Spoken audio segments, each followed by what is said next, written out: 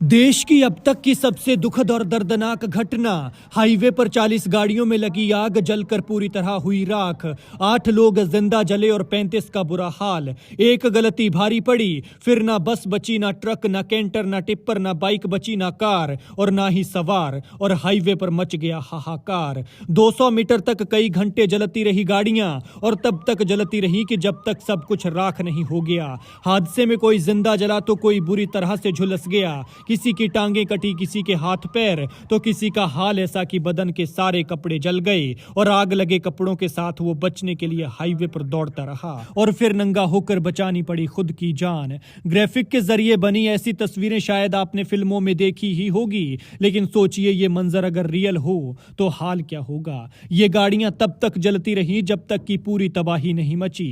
इस sleeper bus को देखिए, सवारों से भरी थी और पूरी तरह जलकर राख हो गई है। कुछ नहीं बचा है, कुछ भी नहीं बचा है। लाखों की महंगी गाड़ी को देखिए, पता लगाना मुश्किल है कि आखिर ये गाड़ी कौन सी कंपनी थी। ठीक इसी तरह से 40 गाड़ियां स्वाह हो गई हैं। अब तक इस हादसे में 8 लोगों के जिंदा जलने की खबर सामने आ चुकी है, लेकिन भगवान करे मौतों का ये आंकड़ा यही थम जाए, क्योंकि तबाही पहले ही काफी हो चुकी है। ये दुखद घटना आज सुबह राजस्थान के जयपुर में पेश आई, जब दिन की शुरुआत इस खौफनाक सुबह से हुई जिसने पूरा देश हिलाकर रख दिया। दरअसल यहाँ एक ब्लास्ट होता है, ब्लास्ट भी ऐसा कि कई किलोमीटर तक इसकी आवाज सुनाई देती है। सुबह सुबह सब सहम जाते हैं, फिर एक गलती के कारण 40 गाड़ियां जलकर राख हो जाती हैं। लपटें ऐसी कि आसमान छूने को पागल थी और धुएं का गुबार ऐसा कि सारा शहर घुटने लगा। दरअसल जयपुर में आज यानी शुक्रवार सुबह अजमेर हाईवे पर दिल्ली पब्लिक स्कूल के सामने एलपीजी से भरे टैंकर में धमाका हो गया।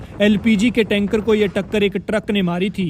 टैंकर से बाहर निकलने के बाद ये गैस 200 मीटर तक दूर फैल गई और अचानक इसने आग पकड़ ली। इसके साथ ही पूरा इलाका आग का गोला बन गया। जानकारी के मुताबिक टैंकर सुबह अजमेर से जयपुर की तरफ जा रहा था, लेकिन सुबह करीब 5:45 बजे डीपीएस के सामने से टैंकर वापस अजमेर की ओर यू टर्न ले रहा था। इसी दौरान जयपुर से आ रहा ट्रक टैंकर से भिड़ गया। जैसे जैसे ये गैस हाईवे पर फैलती रही, वैसे वैसे गाड़ियां इसकी चपेट में आती गई और दौड़ती हुई 40 से ज्यादा गाड़ियां आग की चपेट में आ गई। कई गाड़ियां ऐसी थी कि जिनमें से लोगों को बाहर निकलने का मौका तक नहीं लगा। टैंकर के पीछे चल रही एक स्लीपर बस और हाईवे के किनारे मौजूद पाइप फैक्ट्री भी जल गई।